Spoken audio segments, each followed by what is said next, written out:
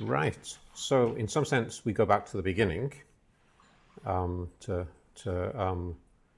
remember, there's sort of two books in this book, and one is called the complex book. So back to the beginning. Thank you, Yile, for organizing this course. This is what I said on the first lecture. This is the complex book, and here's the original slides I had. So I already explained these elements in the simple case. We have operations, we have operators, and then we have Hilbert objects. We have exactly the same structure in the complex book, and they fit together in exactly the same way. So these are the complex operations, which are usually just referred to as operations. These are the complex operators. And then here we have this Krauss, this is a Krauss decomposition using these Hilbert objects, which are adapted for this kind of complex way of thinking. Okay, and we have the same structure as before. So we start off in the laboratory, we have operational description. So we have a framework for that. It has some additional elements now because we're doing these complex operations. We have this P function that I described before, which is sort of a linear extension of the probability function. And then we use that to set up an operational equivalence framework. Then we have a correspondence from that to operator tensors, just like before. And then we have this Krauss decomposition that I just mentioned.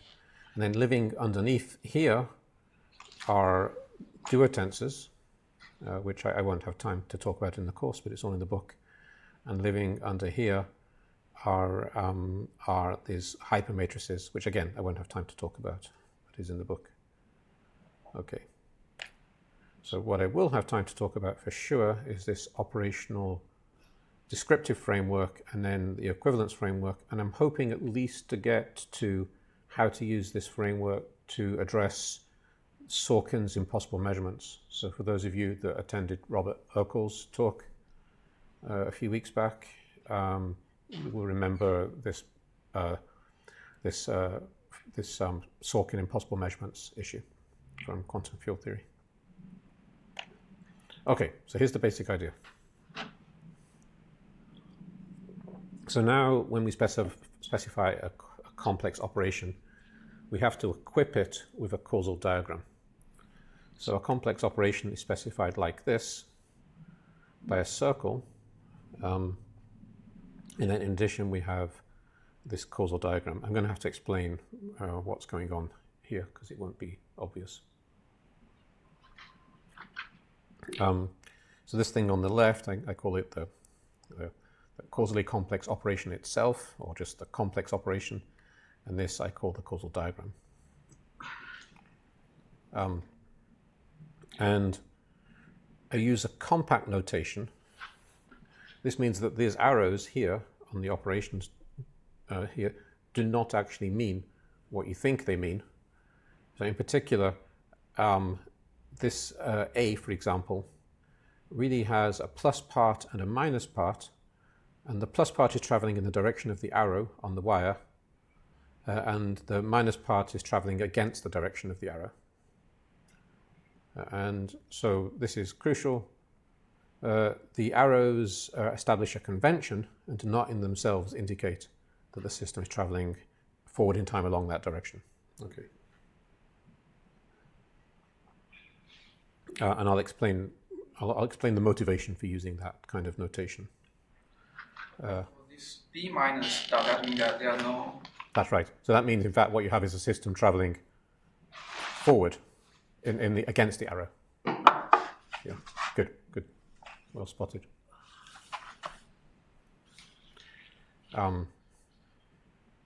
Okay. So there's two things I need to explain. Why use this complex notation? Use this compact notation, sorry. Why use this compact notation, and what do the causal diagrams mean? So I'm going to first explain why I'm using this compact notation, and then some slides in, I'll explain in some detail where the causal diagrams come from, what they mean. Okay. So the reason for the compact notation. So my original motivation for this was sort of a way to address quantum field theory using this kind of toy situation where you imagine a bunch of right moving and left moving systems, which could be qubits, and at these boxes they interact. These are like 2 qubit gates, for example. So here we have a simple network. And we can cut out a bit of that network, just consider this bit of the network here inside that boundary. And so here we've cut it out. And then we can define systems along the boundary of this network, like so. So this would be system D, all the systems that intersect with D constitute this composite system D, and so on for the other parts. And then as you look at this, you can see that, well, let's look at system D, for example. System D has bits which are traveling in towards the region A, this region of this area. And it also has systems which are traveling out. So here's some systems that are traveling out. Here, look along this boundary here, for example, B, you can see even quite close, you get systems traveling in and out. And if you want to use this to think about quantum theory, you can make the grid size smaller and smaller so that the systems become more and more dense around this boundary. So then really in any small part of the boundary, you will have systems traveling in and traveling out. So, so that's the reason to use this compact notation. And then, B plus, for example, would be all the systems that were traveling out if the arrow was pointing out. Oops. And then, sorry, I lost the. And B minus would be all the systems that were traveling in. Okay.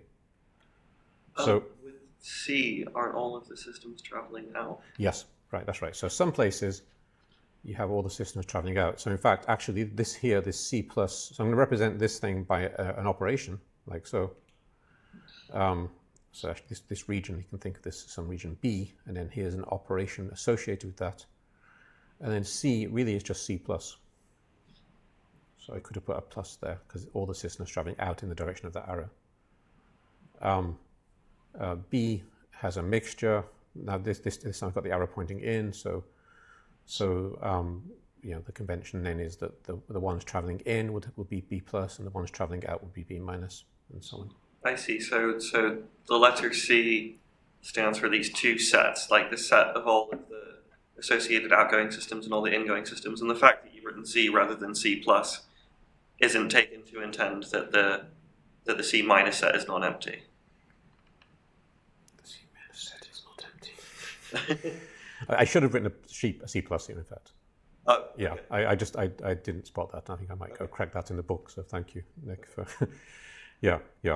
Because in this particular example, there are only plus systems there. Yeah. But in general, in this kind of example, you will have plus and minus parts. Yeah. Okay. So typically, intersections that are space-like sort of hypersurfaces will only have plus or minus, whereas time-like ones will have both plus and minus. And then sometimes you have things which are extended, so they have here's a bit that's space-like and here's a bit that's time-like, so you end up having a mixture of things. Okay. And then this is subject to a causal diagram, and I'm going to talk a lot more about causal diagrams, but you can already see here that you can sort of read this causal diagram here off of this picture. So look, for example, at E. If I look at any of these systems coming in on E, I can see that they influence systems on D. So from E to D, there is a causal influence there. Likewise, from E to C, there are paths that go from E to C. So there's also one here. Although actually this one influences everything. That was a bad example to choose. Let's choose A. Here, A only influences C. You can get a path from A to C and also from A to B, but not from A to D.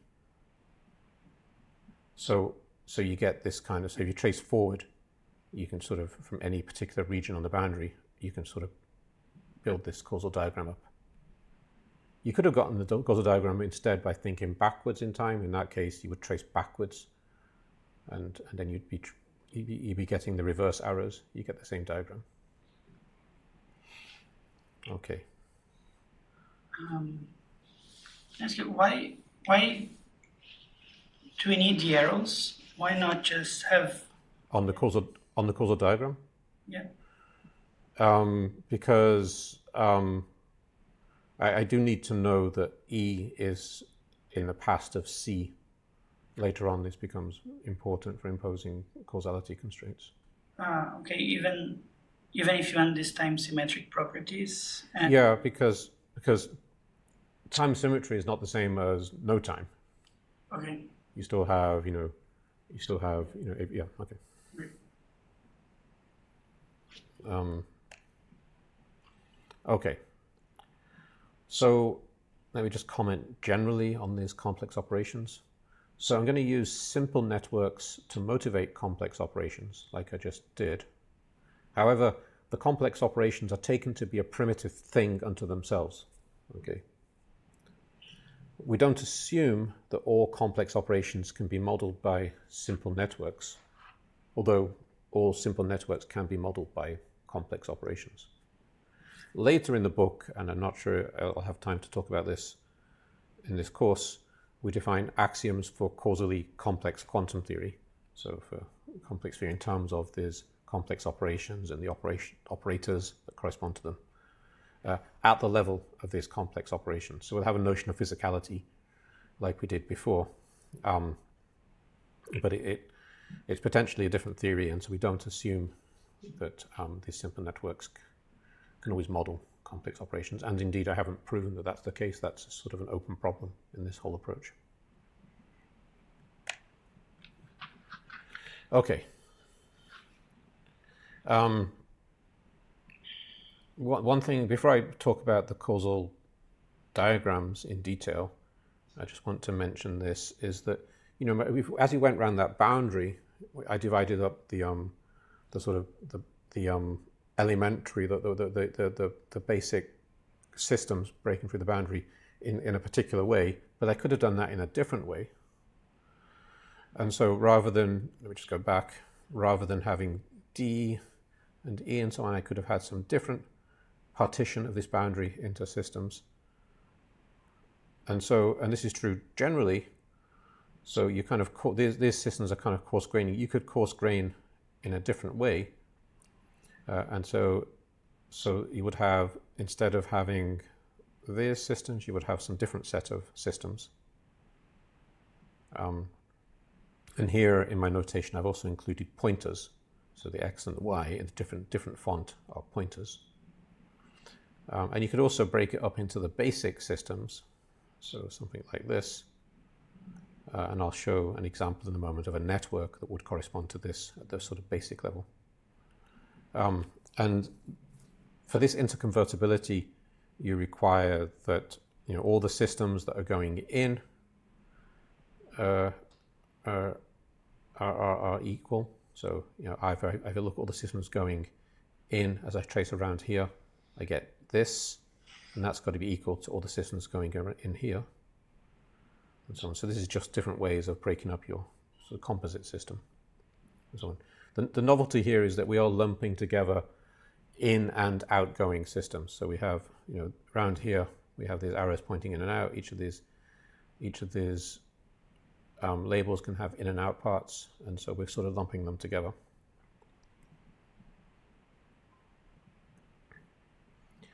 And then this relationship of an operation being interconvertible with a different form for itself is not quite the same as equality, because you can't plug, for example, this thing into an expression which has this thing without attending to the fact that you've got different composite systems. However, if you had an expression like this, where B here is interconvertible with B here, but with different systems around over here, and C likewise, and you join them together, then if the systems that are still left sticking out are the same on both sides, then you can write down an equality. Okay, is that clear? So kind of when the open wires are still the same, then you can write the quality. Exactly. Yeah. Otherwise, you have to be careful. So they're the same physical objects, but you're just breaking up the open wires in different ways. So here's an example. So we're motivating the idea of complex operations by simple networks. So here's just an example that I'm going to work with to explain that. And here I'm going to take the systems over here, D and E, and call them A. So if you look here, A plus is equal to D because that's traveling in the direction of this wire. And A minus is equal to E because it's traveling against the direction of the wire. And so on in different parts of this network. I've labeled all those systems. Okay, is that clear? Very simple. Good. And then we can read off this network, a causal diagram. And later I'll show you how to actually get these causal diagrams in a more formal way. But for the moment, you can just see by looking at this network that this is the causal structure because D can influence E. D can also influence all the stuff that, the H, which comes out of G. W and G influence H, and so on. Okay. So this is the causal diagram associated with this network.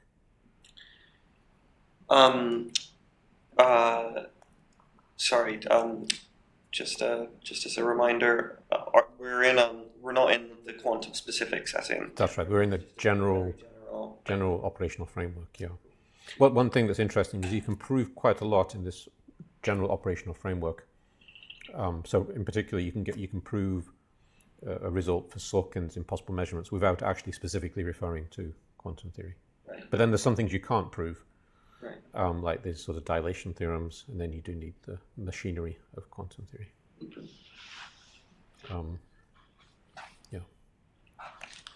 Okay, so if you look at this network here, because I want to get back to that funny way of representing the causal diagram I had at the very beginning. So what I'm going to do is put circles around different parts of this causal diagram, label them by beta, alpha, beta, and gamma. And then, well, what I've done now is I've just taken these two wires that go from here to here, and I've squished them together and put labels on them. So you know wire 1 goes in there and out here. And wire 2 goes in here and out here. Just go back there, you can see that. And then I can represent it like this. Okay, so just look at this again. So you see D and E correspond to system A. So that's this. But also there's some particular causal structure inside here, which I'm denoting by gamma. Okay, there's a particular causal diagram in here. So that's written by gamma. So gamma now contains the implicit causal information associated with this node. Okay, and the same thing is happening for the other two nodes. Okay, so here beta, there's some particular causal information. It's contained inside here, and so on. Is that clear? So this is a kind of coarse graining of the causal diagram, which is which relates to what the particular coarse graining you have here on your operation. Listen, in the simple case, incomes and outcomes were thought of as classical. Yeah. Classical Y. And the same here. Yeah. It's the same there. Yeah. Although, yeah. So this Y, for example, is sort of as classical. It does have a plus and a minus part.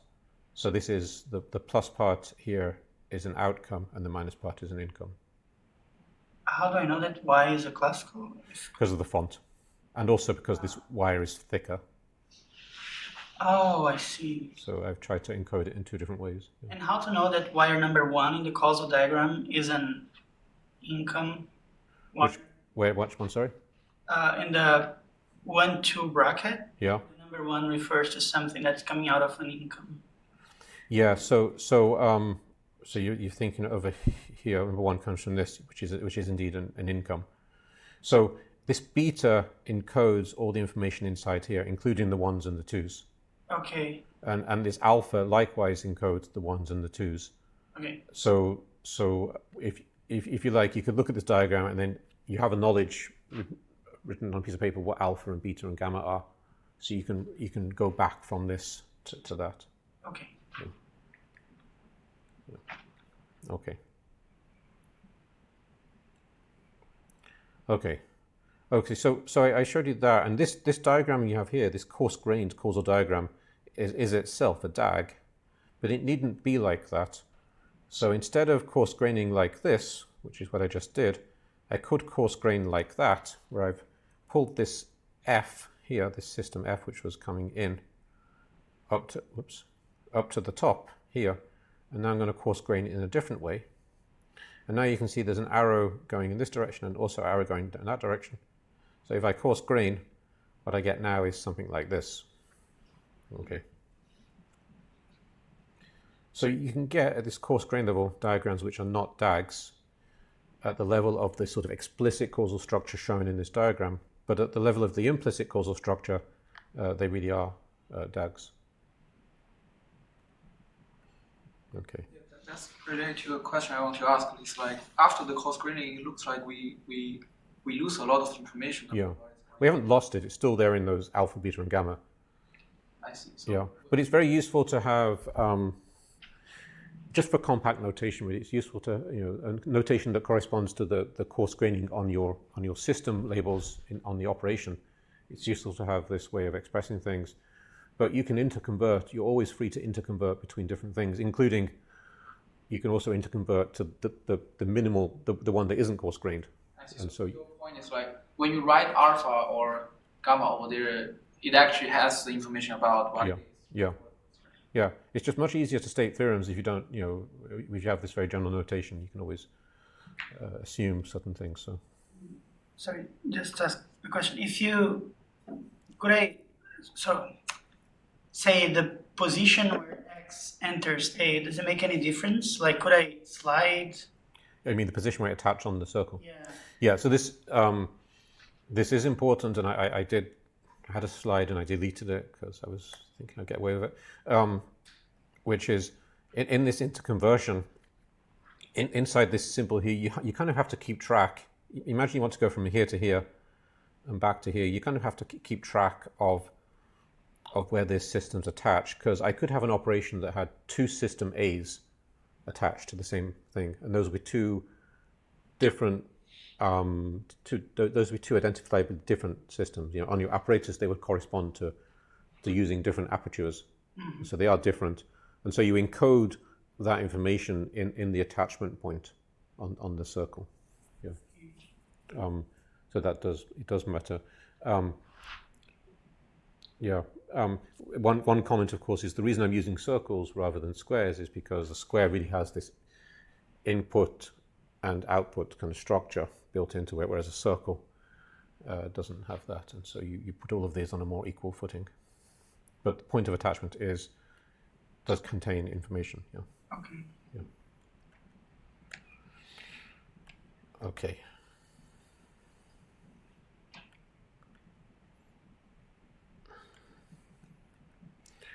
Okay, so the system A can be highly composite, but you can break it down into non-composite systems. You can do that for all the systems for an operation. So you can always represent the causal diagram at the level of these non-composite systems. And then I call the nodes in that causal diagram the base nodes, and I call the causal diagram the base causal diagram. So you always have that option. And now these base nodes, they have associated with them a plus sign or a minus sign. So and usually, do I have a base? Well, here's a base causal diagram. Let's look at this one. This is a base node. It's got a system coming out of it. Well, it's got a causal arrow coming out of it. And so this is a plus. I've actually got two systems coming in. So this is a plus node. But I don't need to put the plus here because I can just see it's got systems coming out of it. But for some causal diagrams, you just have isolated nodes, and then you do need to indicate the whether it's a plus or a minus node. So here's a system preparation, has an arrow coming out of it on, here in the operation. So that's just represented by a node, and I need to put this plus sign to indicate that it has a system coming out. It's associated with an output. And likewise, if it's associated with an input, I need to put a minus sign. Why there aren't any arrows coming out of the circle? Well, what would it be in? What is the causal diagram for this? There's just one system. Okay. Every system has, every system coming in or out, or of the base, in the base case, it has a node, but there's only one, so it's just a. Okay, so the thing on the right now is the causal diagram. Yeah. So here's the simple network, which is just a preparation, and the causal diagram is that. Okay. And likewise that. Yeah. So we only need to include these pluses and minuses when you get these isolated nodes that are not connected to anything else. These isolated base nodes. And you can also have, here, this is not a base node. This thing inside here is composite. It has a plus and a minus part. So you have arrows going in and out. But if you have base nodes, you always have arrows going in or going out. Okay. So what about if you join together you want to fuse causal diagrams? So we're motivating this at the level of these simple networks. So let's imagine we want to join this simple network to this simple network. We can do that because we can put E into here and we can have D going into here. So we can join these two things together. And then what happens to the causal diagrams? Well, the causal diagrams associated with them are these. Let me just look back at that. If you look at this one, you can see E influences P, N influences D, and N influences P. So this is the causal diagram. And I want to fuse this causal diagram with this one. Okay. Which gives us that. And so all you do is you overlap them on the places where you join them. It's important when you do this at the base node level that you join opposite sign nodes, base nodes. Okay. And then this thing where I've joined them, this node here, is really now just a conduit for causal influence. So I can just represent that by a dot, I use this double circle to indicate that. So you're just saying here that causal influence can go between here and here. So the system itself drops out, which makes sense because if I go back to this, if I join this diagram to here, then this wire is now internal. It's not one of the open wires, and so it doesn't appear in the causal diagram. Okay. Any questions? Okay. Okay, now you can see this causal diagram. What you've really got is a system. You've got influence going from here to here, to H. You've also got influence going from N to P. And so it's clear that this causal diagram here has the same meaning as this one. But it would be nice to be able to do that formally rather than just see that it's clear, rather than doing it intuitively. And so you can manipulate these causal diagrams using various identities and things. So start off with this idea of a causal spider. This might have made more sense if I'd rotated it vertically. But you have a bunch of causal arrows going in to this thing. This is the body of the spider, and a bunch of causal arrows going out. So, this is influenced, of course, by the spiders of Kircher et al., except that it has a different meaning. These are not the same as their spiders. So what this means is we have a causal link between every incoming wire and every outgoing wire. and there's m and m, of course, are some non-negative integers. You can actually have the case where m and n are 0, in which case you just have the body of a spider that will play a role. Then you get these causal spider identities. So if you look at both sides of this, you can see that this kind of has the same meaning as that, because I can get through from here, from any wire going in to any wire going out, and I can do that also in here. But what's nice about this, the right-hand side, is that you've reduced the valency of this spider has 2 coming in and 3 going out, whereas over here you have lower valency. Each of these bodies has lower valency on it.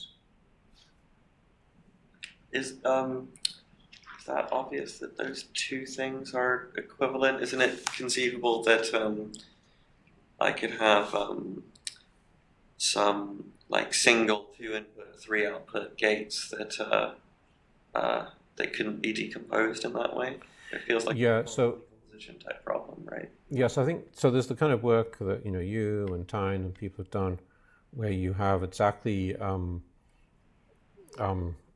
what you're thinking of is these things as if they correspond to some maybe unitaries or something, and then it isn't true that you can't. But this is a different sort of paradigm. Here, a causal diagram just represents causal wires between all the open structures. Okay, in the way I've set up, and so this just mathematically this has that property that every wire going in and going out is represented also over here. Okay, so the interpretation of the equality is not that like any concrete network you get from filling in those circles on one side can also be a Yeah, right. Yeah. And there is a comment here, because when I saw that example at the retreat, Tyne wrote on the blackboard an example of of a case where you don't have equality, you have a unitary operator over here, and then you have another one over here, which would in this language have the same causal diagram, right. but actually they're not equivalent. And I was kind of freaked out when I saw that. Right.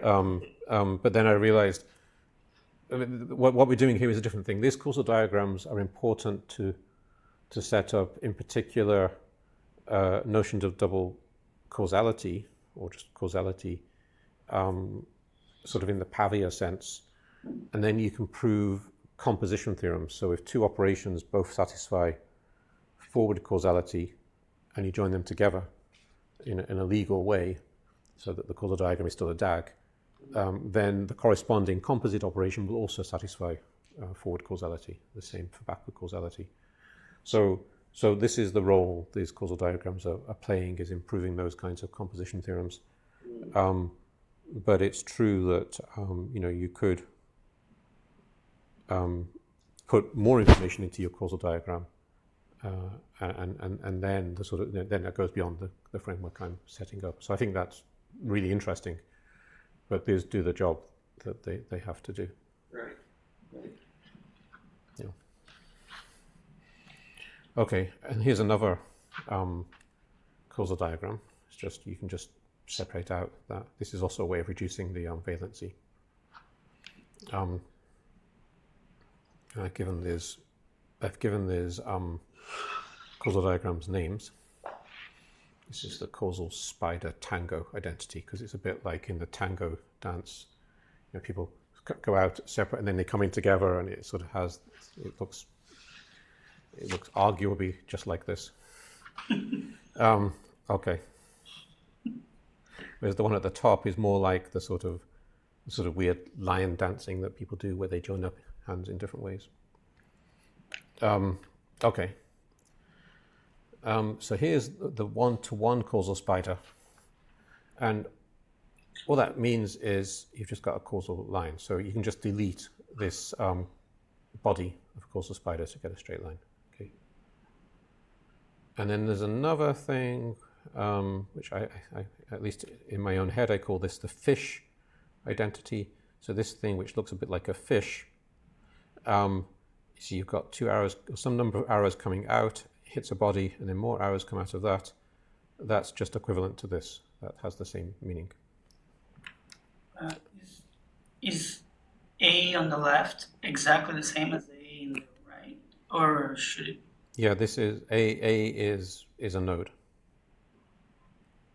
in a causal diagram. Like, I mean, when you absorb The body. the body, A just stays the same. Yeah.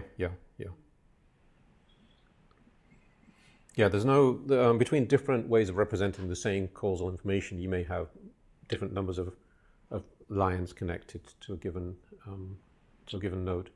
Okay. Yeah, and we saw that already in the simplified example I gave you earlier. I'll show you again.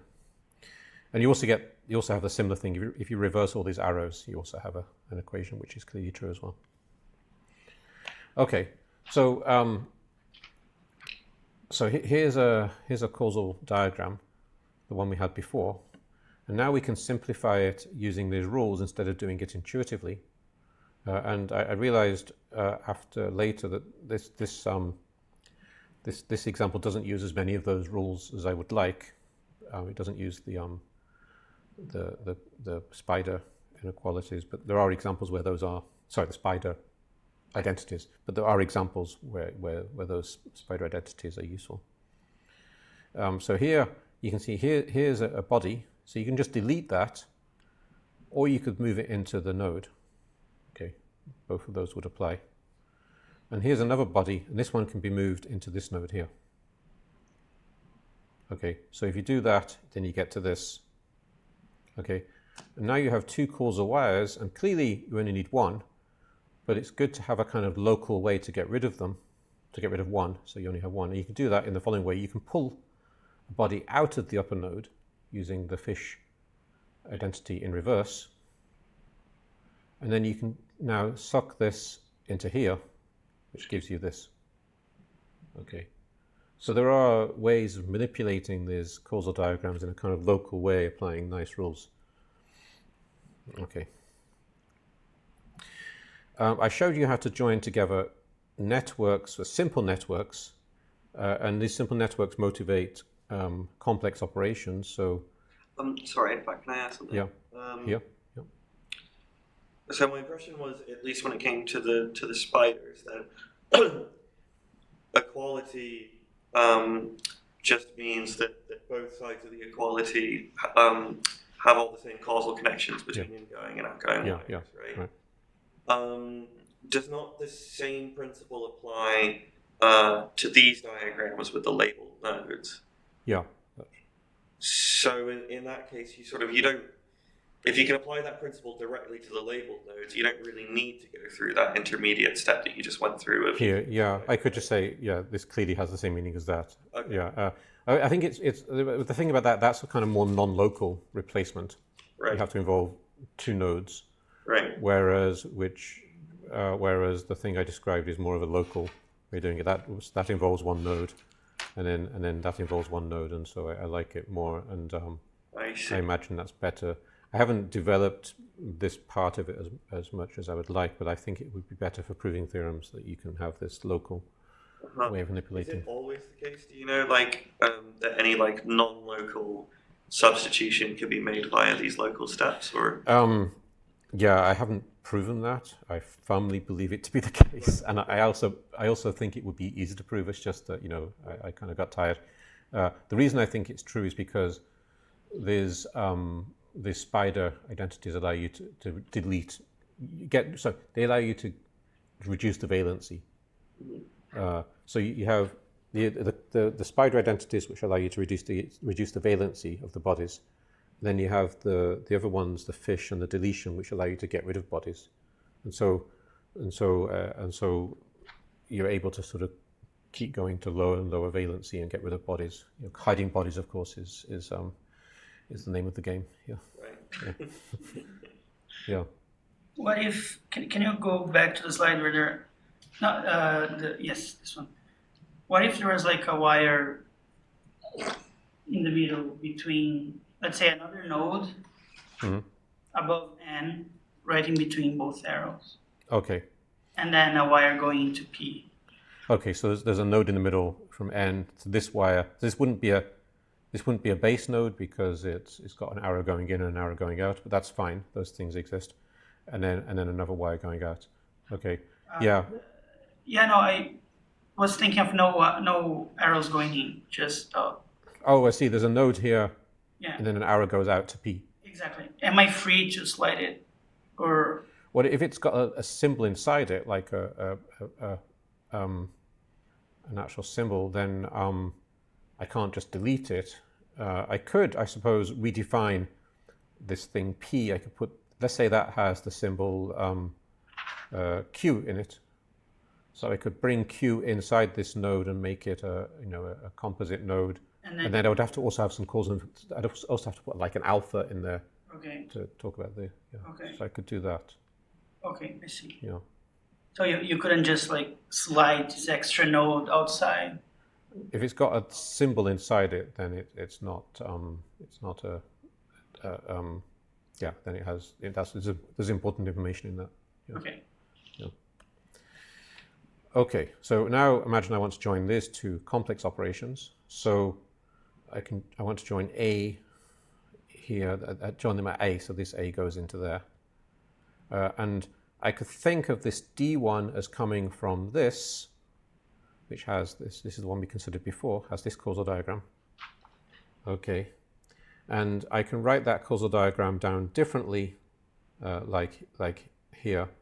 So I call N plus, P plus, and then you can see that this and this are the same thing. Yeah. Okay, and so now, and then I just represent all the causal, all this causal diagram inside the circle. I represent it by mu. Okay, and so now, if I join D and A, I am in some sense joining the mu to the previous gamma that we had for A. And now we need to understand what this means when I join those two causal diagrams inside here. Let's get this new node. Okay, so what I'm doing is I'm joining this thing I just described to the bit of the causal diagram previously that had the gamma on it. That's this. Okay, so to do that, I just simply overlap them. And I have to make sure I match plus and minus type base nodes in there. And then I can delete this double circle because it's not really doing anything. I get that. And then these things, because they've been matched, they're double circles, you can now get rid of the D and the E. This is just a conduit for causal information. So replace them by bodies.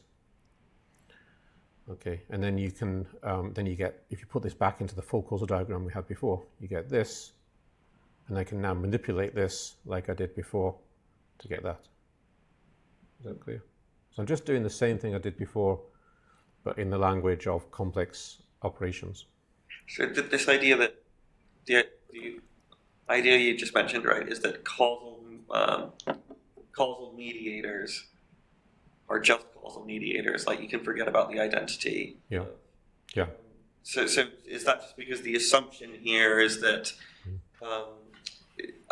what matters about these diagrams is just ultimately going to be like an associated transformation from inputs to outputs or something like that? Yeah, all that matters is the causal information that can go through it. There is a question of what is the attitude towards causal diagrams, and in the book I have a little section sort of talking about the attitude I take and different possible attitudes. So that's the attitude I take. It's this very simple idea. Now, if D, for example, or E, let's say, was actually a trivial system in quantum theory that only had Hilbert space dimension 1, then actually you can't get any causal information through there. Right. And if it had dimension 2, well, there'd be a limit to how much causal information you can get through. Yeah. And you might imagine enriching this framework to take advantage of those kinds of facts. Okay, that would be interesting. It's not what I did, but it would be interesting. Right, but there is a notion of a system type here. Yeah. So E is a certain type of system, yeah. So we could be using this framework for quantum theory and then E system type could tell us that it's a qubit rather than a. Yeah. But okay. Yeah. Are you saying like even in that case the framework itself doesn't impose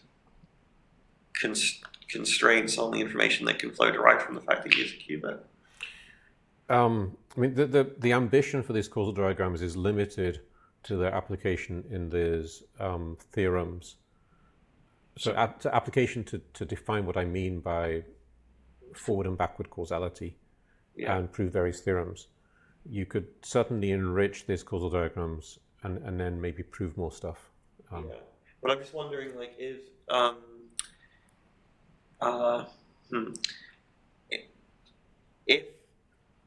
in this framework, making E a qubit rather than a qubit does not constrain the kind of information that can pass along that arrow, then is there actually any point in making that distinction in being able to differentiate between those system types? Like, what is the role of the system types here? Oh, okay. I mean,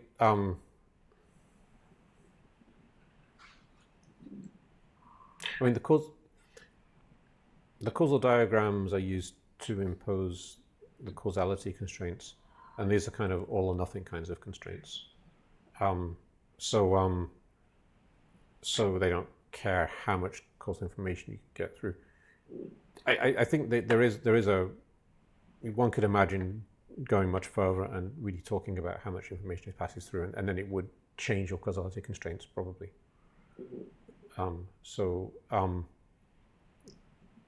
Yeah, it's simply just not what I did, and so. No. I think I get that, but my question is, given that that's your goal, is it actually necessary to distinguish between different system types for that goal? Well, that plays an important role elsewhere in the framework. Yeah, so it's important, but not in this particular aspect. Yeah. Okay. So I've now just shown you how to join causal diagrams in the complex case. Okay, a few things are interesting. So we can have causal diagrams for simple operations. So here's a simple operation. It has inputs to the past, outputs to the future. And the causal diagram for that is just given by this, which is kind of obvious. And you can write this same causal diagram down in different ways. This is the same thing. And in fact, you could go between this and this using the various identities if you want. You could use the dance identity to break this thing open. Then you could absorb some bodies into each of those nodes to get to that. Okay. And then the same thing would be true if you had some incomes and outcomes. You get also a similar set of, you get similar causal diagrams. Okay. And then what, oh yeah, I sort of mentioned this before, but if you have just a preparation, you just have isolated nodes, and so you have to put the sign on them to tell you what kind of node they are. And likewise here, for a result. And you might imagine joining together. So you might take this E, put it on top of D, and that would entail joining this plus and minus A node together and this plus and minus B node together. So you join them together, and then you just get some bodies. Okay, and you'd have a circuit. And what that's telling us is that if we have a circuit, the causal diagram is just these bodies which have no information, they can be deleted. So the causal diagram for a circuit is just the empty set. Okay, so I'm saying that here. It's kind of convenient just to include at least one body just to indicate that you've got the empty set, because just a blank bit of space on your page looks weird. So represent the causal diagram of a circuit by at least one body. Okay. Okay, now let's see, how would we deduce the causal diagram of a simple network? Well, here's the same simple network we were looking at before. What we can do is join together the causal diagrams associated with each of those simple operations, and we know what those are because we just talked about it. So these are the simple diagrams, and we join them together using the joining rules that we talked about before. So here I've deleted a body, and here too. And then we can simplify this causal diagram further to get to the thing we had previously.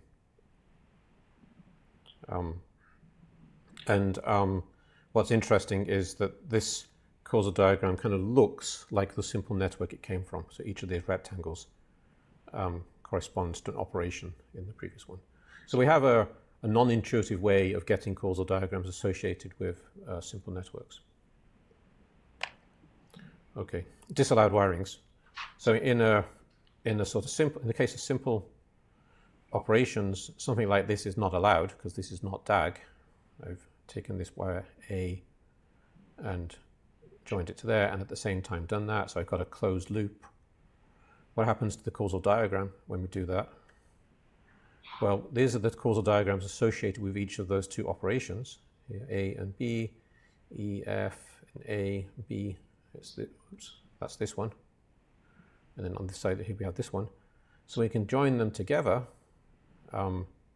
Here we get this diagram. And now if you simplify this diagram using the rules I gave you, you cannot get rid of this loop in the middle. So for example, you could reduce the valency of each of these nodes by using one of those identities. But in the end, you're blocked. You cannot get rid of these. You cannot hide the bodies. And you can't simplify it. I haven't proven, although I'm pretty sure it's easy to prove, that this is true anytime you get causal. If you start off with a non-DAG network, you're always going to get these kind of closed loops, and they don't go away.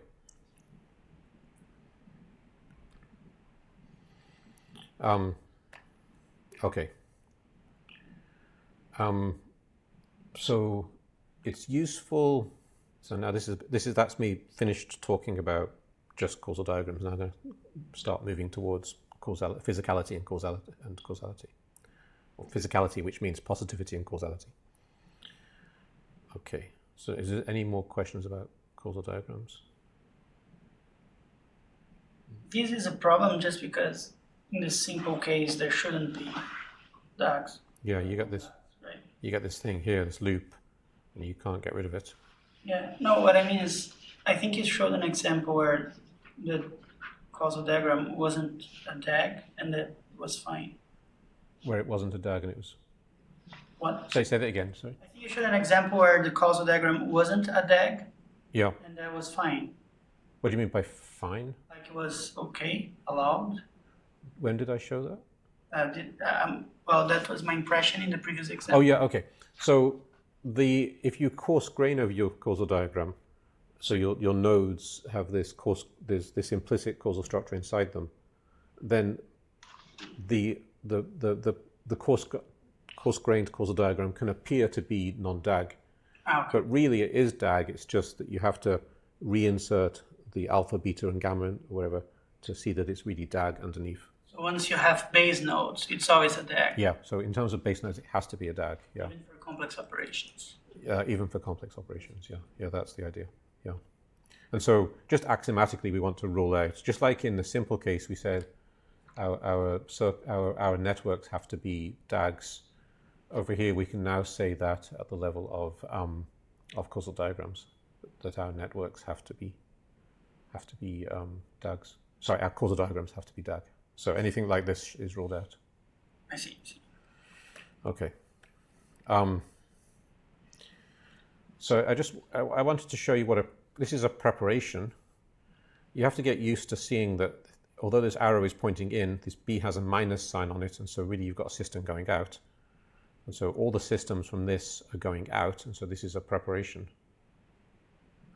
And likewise, all the systems on this are going in, so that's a result.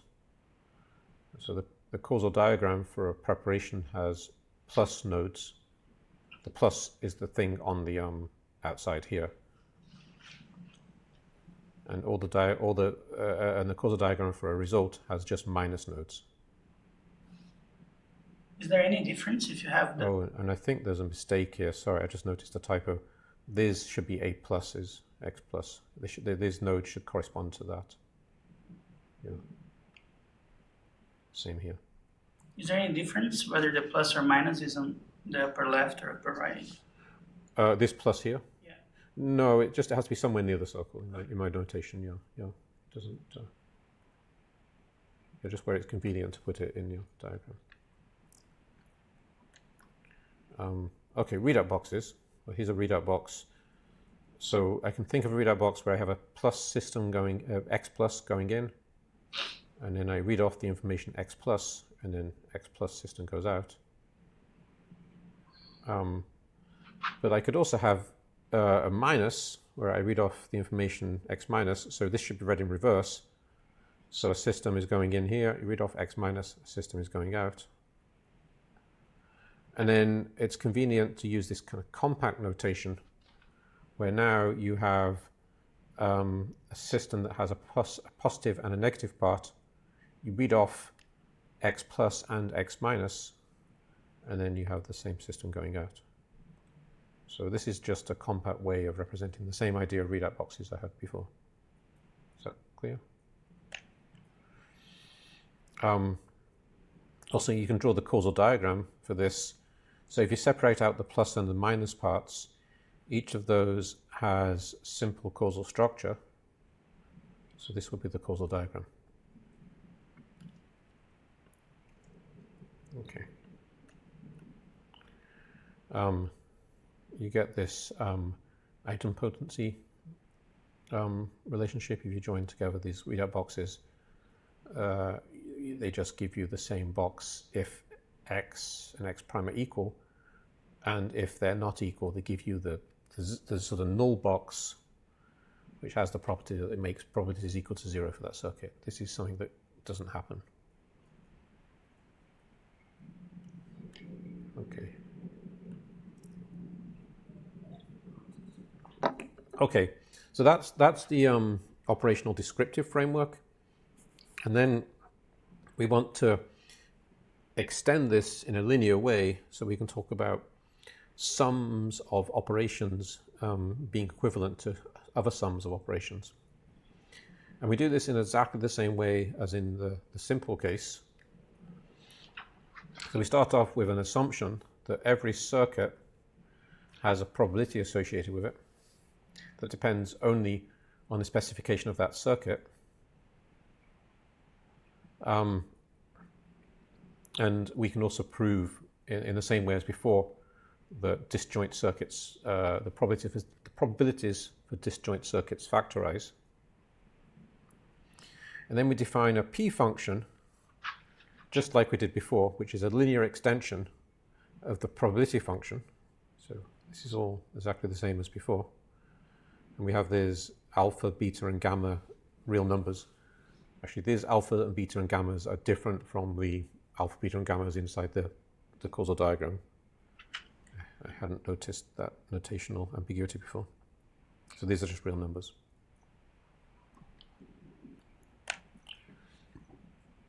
And then we can use this P function just to define equivalence between expressions like this. So I won't go through this again. It's exactly the same as before. Two expressions like this are equivalent if every time you find some complement operation that completes each term in these expressions into a circuit, you get the same P function evaluation. Okay. So that's the same as before. You can also define inequivalence in a similar way. Okay, so this is a bit new.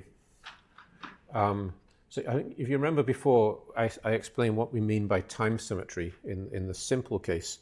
And really what that means is you can find a correspondence between every operation in a simple case and an operation which is rotated upside down, rotated through 180 degrees. And then also that circuits, if you take a circuit and you replace each operation in that circuit by its time reverse, so the whole circuit rotates upside down, those two circuits should have the same probability. Okay, here it's a bit different. We can just reverse the direction of arrows. So here on the left is an operation. Remember, operations come equipped with causal diagrams. So here's an operation with its causal diagram. And then then the time reverse would be, we want to associate some operation where all the arrows are reversed, because that basically exchanges the meaning of B plus and B minus, and so on. So over here, B plus is going in, B minus is going out. Over here, it's the opposite. So that makes sense as the time reverse. Put a tilde to indicate we've taken the time reverse. Then also we want to take the time reverse of the causal diagram. So what we do is we reverse the direction of all the arrows. We also have this implicit information like alpha, beta, and gamma, which tells you what the causal diagram is inside those nodes. And so we also need to reverse the arrows inside that implicit information as well. Is that clear?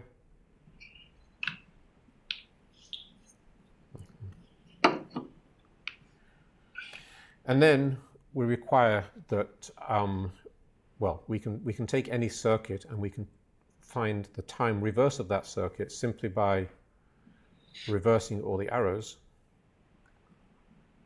And we require that any circuit is equivalent to its time reversed circuit, which means it has the same probability.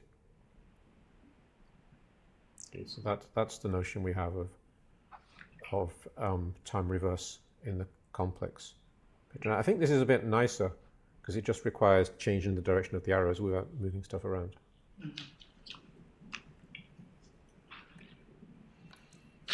Okay. So we can also set up these ideas of deterministic pointer boxes and deterministic system boxes, and it's really the same story. We have a system coming out. This thing is deterministic, and it has to be unique if we make these causality assumptions by the same reasoning as before. So we assume that any pointer preparation like this is unique, and any pointer result like this is unique. Deterministic pointer preparation. Deterministic pointer result. And then we, so this is, I just copied the same diagram twice there. Oh yeah, so this thing up, this is a pointer preparation. This is also a pointer preparation. And then down here I have a typo. That should be a minus sign. So this will be a pointer result. And this should be a plus sign. That will be a pointer preparation. Okay.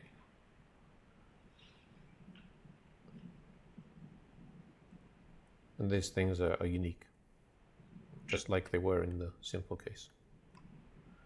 You can also combine this.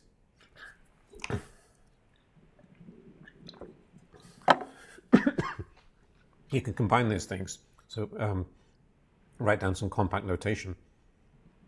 So this thing is just defined to be equal to taking the R box on the outcome, and then also, sorry, on the outcome, yeah, and also the R box with the income. Okay.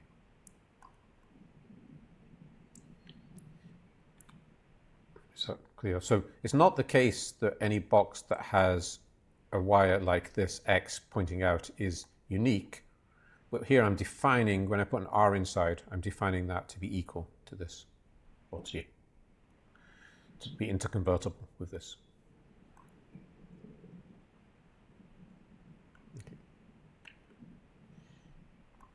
And then it's also useful to define these boxes, these R plus and R minus boxes. So what this box does is it has a system coming in which has plus and minus in it, and then this plus here tells us that we're absorbing the plus part of that from this incoming arrow, So we're just left with the minus part, and we absorb the plus part with a deterministic result. Okay.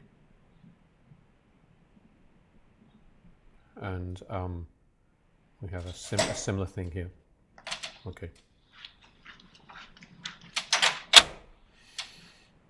Okay. So yeah. So these plus and minus boxes absorb the component out of the incoming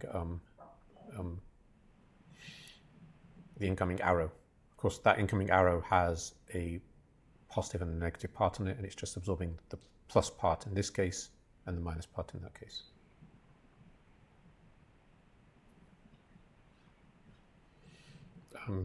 You can also define these things down here, where instead of absorbing out of the arrow coming in, you absorb from the arrow going out. Okay, so this is just a definition. Is that clear?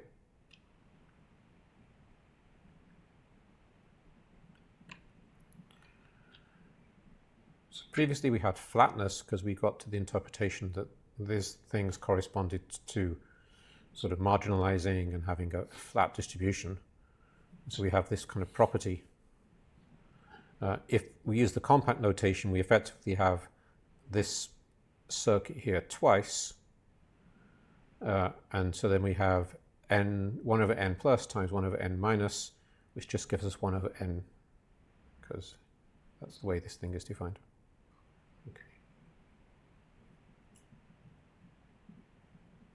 Okay. And now we can do the same thing for ignore boxes. So these are deterministic preparations, I should say deterministic preparation on a system. We have these. Okay, so these are both preparations. These are both results. This time I didn't make a typo. And we can form this kind of compact notation where this thing, for example, is just equal to a deterministic preparation on A plus and a deterministic preparation on A minus. Okay. So the spirit of what I've been doing here is to develop this kind of more compact notation, which is useful for stating properties later. Okay, and then likewise, just like we did with the R boxes, we can also define I boxes that absorb the plus part out of the incoming wire, just leaving the minus part.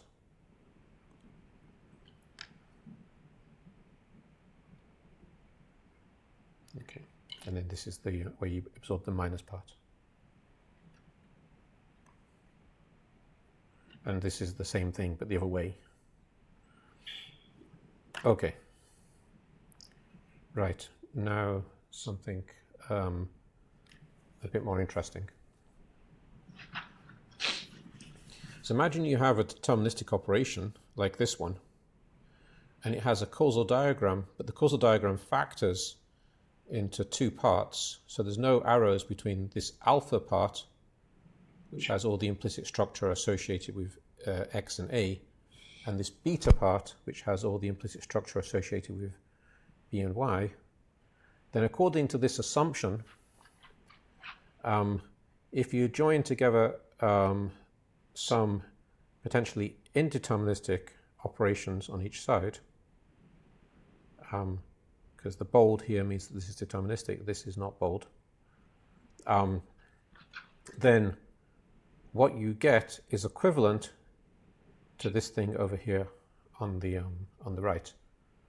And that's sort of a property you know in different language. It's kind of saying, well, if I marginalize, if I have this kind of uncorrelated causal diagram, and I marginalize in each side, then the probabilities factorize. Okay. Is that clear? So it's something very familiar in a different language.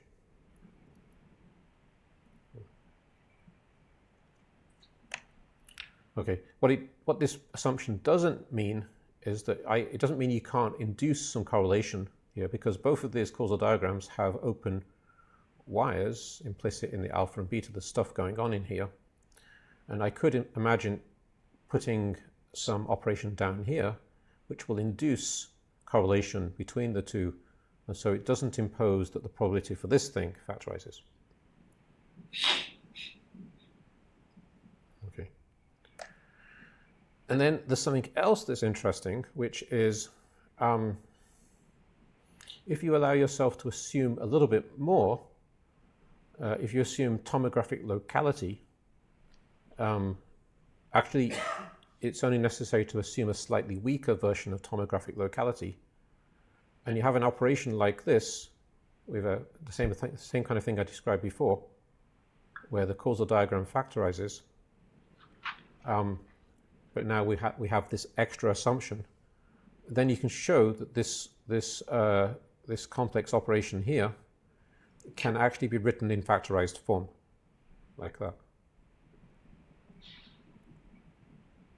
So What's the difference between this? yeah, let me go back to the previous one. Okay, here I was able to prove it when I put the A and the C on. It's close. So this is about, really this is saying this thing over here, this has a certain probability because A and C are indeterministic, so there's some implicit readouts there. So this thing has the same probability as this, and this is just the well-known property that you can get, that you end up with the marginalized probabilities factorizing in this kind of causal situation. Whereas if you assume tomographic locality, then you can on both sides of this equation you can cut off the A and the C, and just have that, which makes sense. Okay. There's a little bit more to this theorem. So I haven't told you what weak tomographic locality is, but I'll have a slide on that in a moment. So it's not just that this causal diagrams factorize, but also the causal diagram associated with each half is the one that comes from here. So it's a bit nicer than that even.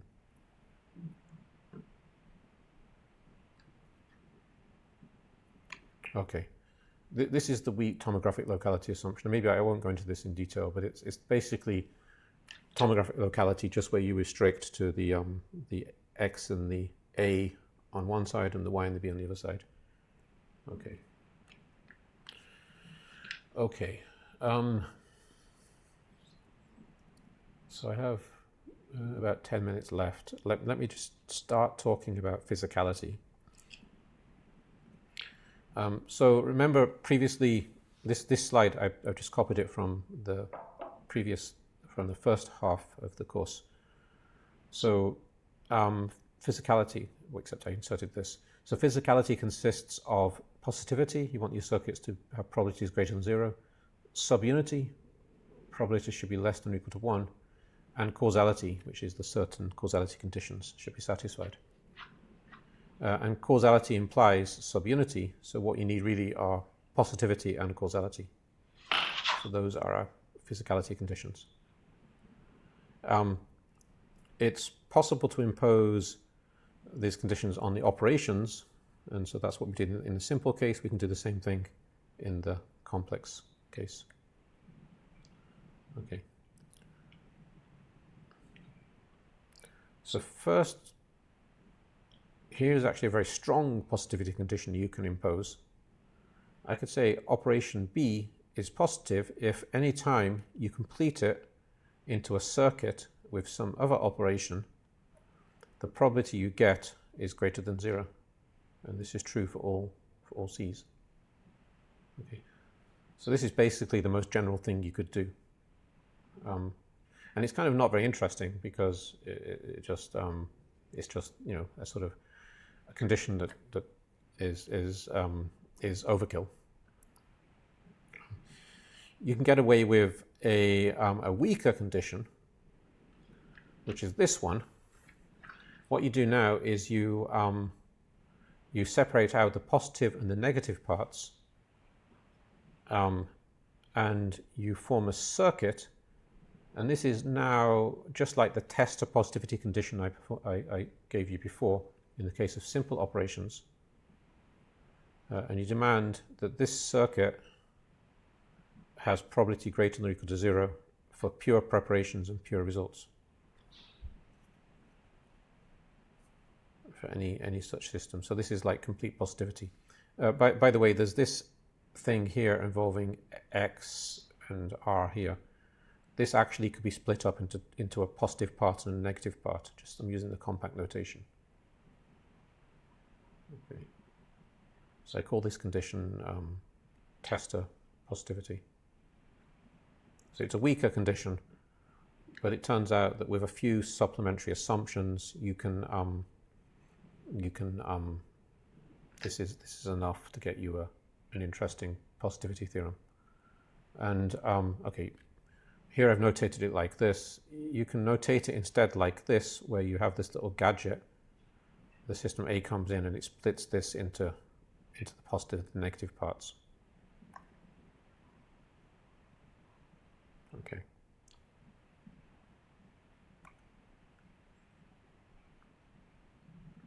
And then with that definition of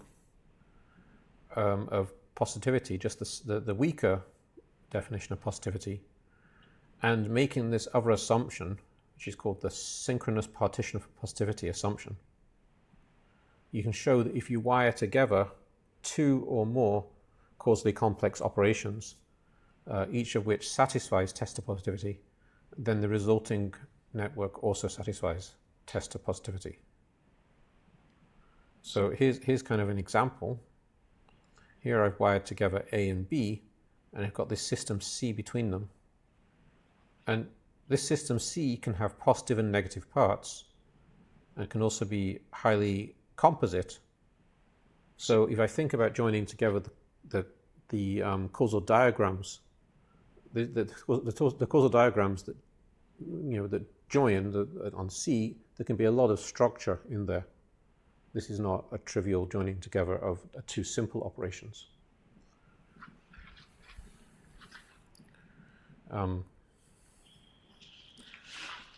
What you want to do is prove that this thing is non-negative, has non-negative probability for this pure F and G. That would be a way to prove that this satisfies tester positivity. And we need to do it. We do it using this synchronous partition for positivity assumption. It's a very natural assumption, which I show you here. But I think it's getting late, and I shouldn't go into the detail of this. Or if people, how are people doing? Yeah, I think it's only a finite amount of information one can take in one sitting. So I think what I'm going to do is I won't go into this into where this goes afterwards. I'll leave that for next time. So I'll explain this again at the beginning. But what's interesting is with this weaker positivity assumption, you can prove that composite operations satisfy it when you join together two complex operations to get a new one. They satisfy this weaker tester positivity assumption, and that enables you to prove that any circuit has non-negative probability. And you need just to make this one assumption that I'm not going to explain right now because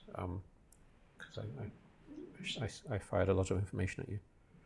So tomorrow, the last lecture of the course, I will explain that. I'll do something similar for causality, and then I'll talk about the Sorkin impossible measurements, which is nice because it's a way of showing that all these ideas sort of fit together, and you can prove some theorems that kind of have implications for quantum field theory, albeit in a finite dimensional kind of setting, finite dimensional sort of Hilbert space kind of setting. Okay, great. Any questions?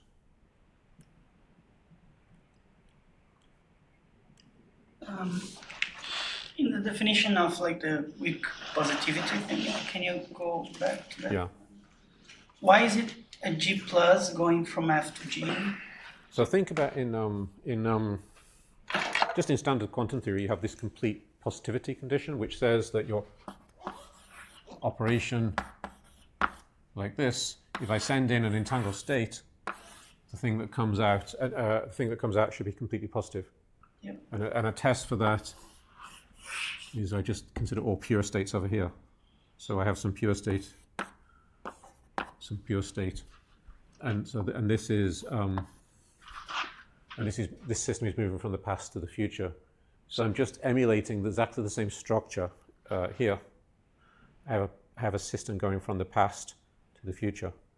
Don't forget this A minus really means I have a system moving from F to B, and then a system moving from B to G. So this is kind of the same thing as what I have there. But then I see, but wine is more a complex situation. Not just allow for G, like a side wire, whatever it's G. I could have removed the G plus there, and then I would be having a more general thing, and then it would be a stronger assumption.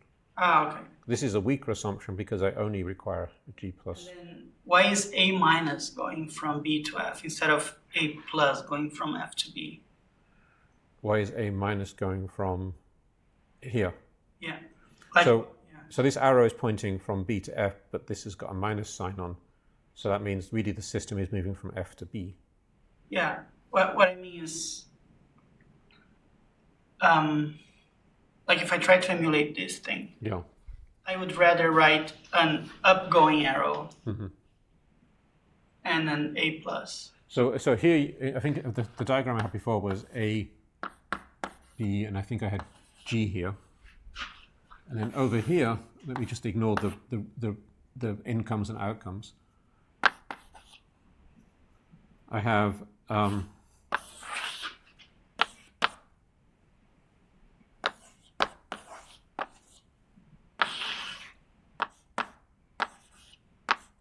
so I need to put a plus on this to indicate that the system is traveling from here to here, which I didn't need to do here.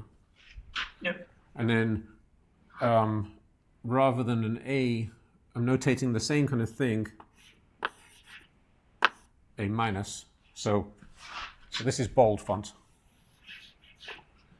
A in non-bold font is equal to A minus in bold font. And then B over here. So B in non-bold font is equal to A plus in the bold font. So there is a mapping between everything in this picture and everything in this picture. You can understand the bold with a minus and the non-bold thing. Oh, just like you see my notation here, I'm always using bold for these symbols. Yeah. Whereas in the simple part of the book, I used non-bold font on the. I see. No, I think what I'm asking is that there was a choice there, and I don't understand why a choice was made. A choice to. The other, like why? Why didn't I put an arrow like that? Yeah. Okay, because. Okay, I see. Okay, because I'm starting with this thing. I have an X wire coming out, which I'm ignoring, so let's ignore that. And I have an A wire. And this A has a plus and a minus part on it. Okay. So I'm representing it like that.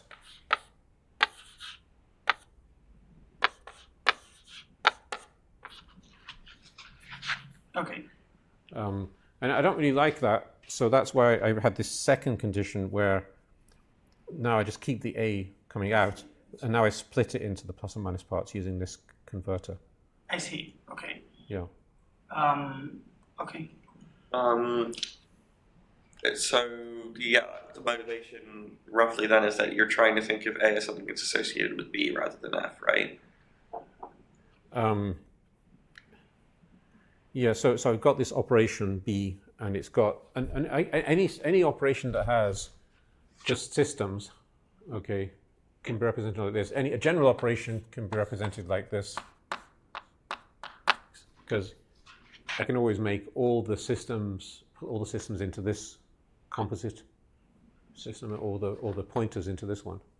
Yeah. So this is a completely general operation. Yeah. But to test for positivity, I want to split into the plus and minus parts. Okay. So would it be? Yeah. Would it really be wrong to do it in a different way and instead draw that with an arrow coming out from the F and to have an A plus? Like, Well, the problem is that because you want to think about A as something that's associated with B, or is there something that actually? the trouble is I would have used A plus up here, and an A minus. So this system could have A plus could be a neutron. A minus could be an electron. And so I've already said what A plus is. It's a neutron. So I don't want to have another neutron here when it's meant to be an electron. If you had just two of these labeled nodes, Yeah. and you had an arrow from one to the other, and it said, and that arrow just said, I don't know, A plus on it, Mm-hmm. then would you be able to rewrite that by changing the direction of the arrow and changing the sign of the A? So I would. You want to be a bit more careful. So I would write. Yeah. So.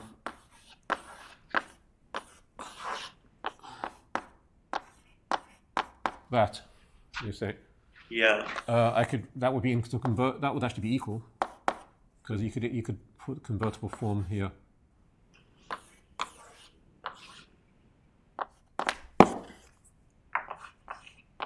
I'd want to change the symbol as well because and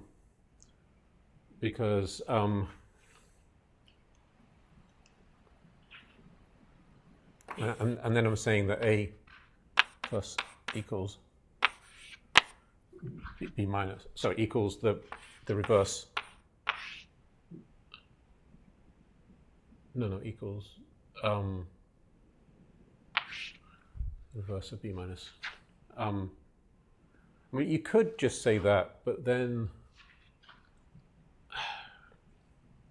I think it could be confusing because you might somewhere else have an A minus, which you'd originally split off, and so I think it's just confusing. So, yeah.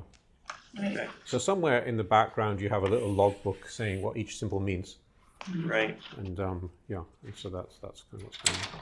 Okay. Are you welcome for that? So I understand now, like why it's an A minus, and it comes from B essentially, and B is given, right? Yeah. And then since this is true for all systems G plus, you could in principle just change the arrow from G to F and put a G minus or something. Yeah. You call it something. Maybe call it H minus if you. Yeah. Yeah. Okay. So that's the general idea. Yeah, and this compact notation is useful because then you can state all your theorems in a more compact way, and it's more sympathetic to the sort of time symmetric point of view. Yeah. Right. Right. Thank you.